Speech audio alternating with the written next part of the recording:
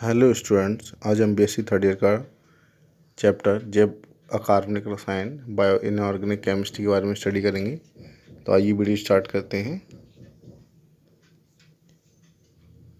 जैव अकार्बनिक रसायन बायो इनऑर्गेनिक केमिस्ट्री रसायन विज्ञान को आधुनिक शाखा है जिसमें अन्वेषण के असीमित मार्ग उपलब्ध हैं। रसायन विज्ञान की यह शाखा जैव रसायन प्रक्रियाओं में भाग लेने वाले अकार्बनिक यौगिकों की पहचान करती है, उनका अध्ययन करती है एवं रासायनिक व गणितीय आधार पर इन यौगिकों के प्रतिरूप या मॉडल तैयार करती है।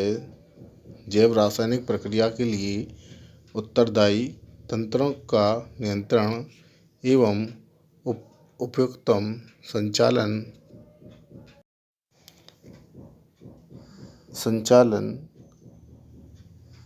जैव अकार्बनिक रसायन विज्ञान के अंतर्गत आता है। जैव अकार्बनिक रसायन जैव प्रक्रियाओं में कार्यरत जीवों में उपस्थित तत्वों एवं उनके यौगिकों के अध्ययन के अतिरिक्त उन तत्वों एवं यौगिकों से भी संबंध रखता है जो एक स्वस्थ जीव के बाह्य वातावरण में उपस्थित होते हैं। ये तत्व और यौगिक भी जीवों पर अपने अपने प्रकार से विशेष प्रभाव डालते हैं। जैव अकार्बनिक रसायन का कार्य अकार्बनिक यौगिकों की संरचना एवं उनकी जैविक भूमिकाओं को ज्ञात करना है। जैव रासायनिक तथा भौतिक रासायनिक विधियों द्वारा यह कार्य संभव है। उसका टॉपिक है जैविक प्रक्रियाओं में आवश्यक एवं सूक्ष्म तत्व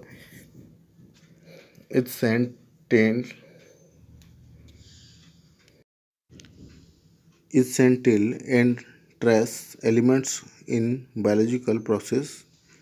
प्रकृति में पाए जाने वाले धातु तथा अधातु तत्व अनेक जैविक प्रक्रियाओं बायोलॉजिकल प्रोसेस में महत्वपूर्ण भूमिका निभाते हैं। अकार्बनिक तत्वों का जैव रासायनिक बायोकेमिकल तथा शरीर क्रियात्मक प्रक्रियाओं में महत्व एवं सर्वाधिक है।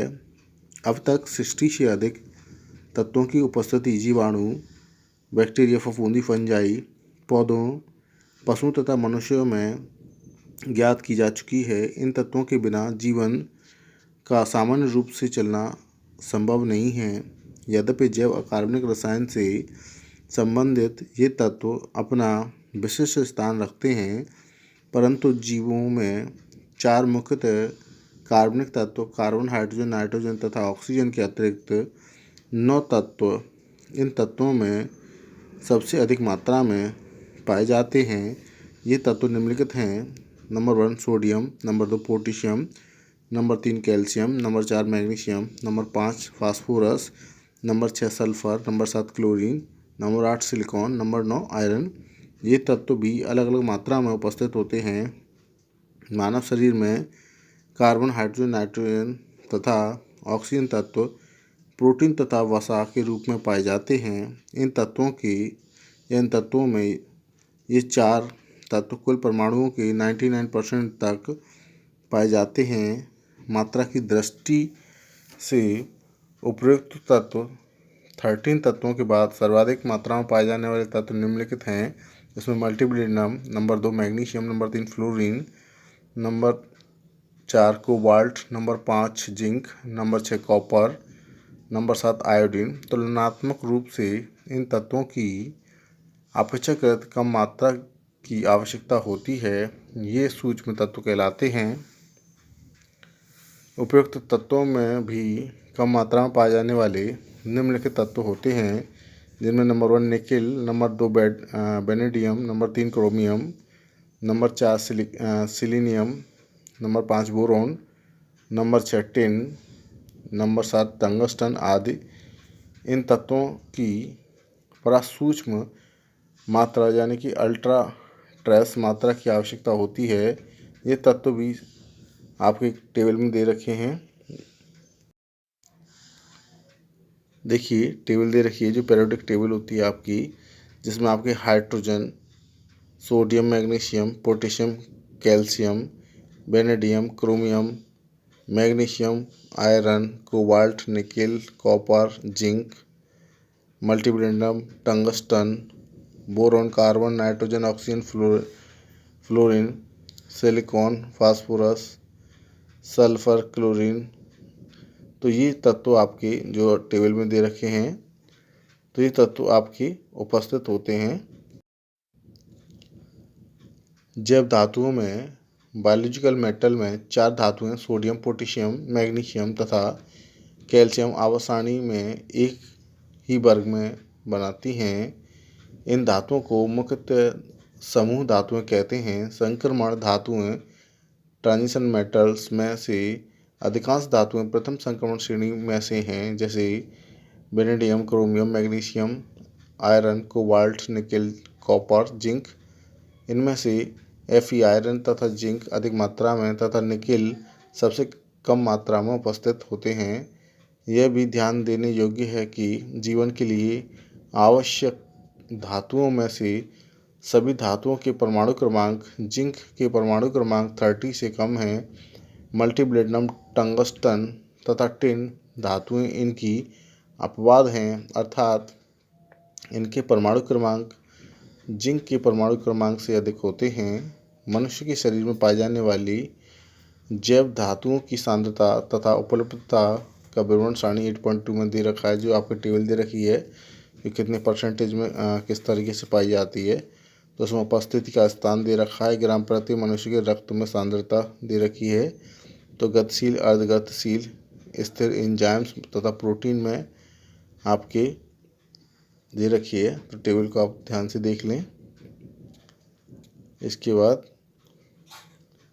जीवों में सामान्यतः जैव धातुओं में पाए जाने का सापेक्ष बाहुल्य वही होता है जिस क्रम में ये धातुएं पृथ्वी पर पपड़ी या क्रस्ट में पाई जाती हैं। अतः यह प्रतीत होता है कि जैविक विकास, बायोलॉजिकल इवोल्यूशन इन तत्वों के उपयोग से प्रारंभ हुआ जो जीवों के आसपास के वातावरण में पाए गए थे। किंतु यह नियम अपवादों से अछूता नहीं है, जैसे टाइटेनियम, एल्युमिनियम तथा जर्कोनियम आदि पर्यावरण में अधिकता में पाए जाते हैं। फिर भी इनके द्वारा कोई जैविक कार्य संपन्न नहीं होता है, ना ही ये आवश्यक तत्व हैं। इन तत्वों के ऑक्साइड जल में अत्यधिक अम्लीय हैं। संभवतः इस कारण इनका उपयोग जैविक विकास में नहीं हुआ है। इसी तरह कुछ सूक्ष्म जीवों, माइक्रो ऑर्गेनिज्म में आपके न्यूनतम बाहुल्य वाले तत्व आवश्यक तत्वों के रूप में प्रयुक्त होते हैं। वे तत्व जो प्रकृति में अधिक मात्रा में पाए जाते हैं, जिस सांद्रता में जीवों में मिलते हैं, विषैले टॉक्सिन नहीं होते हैं।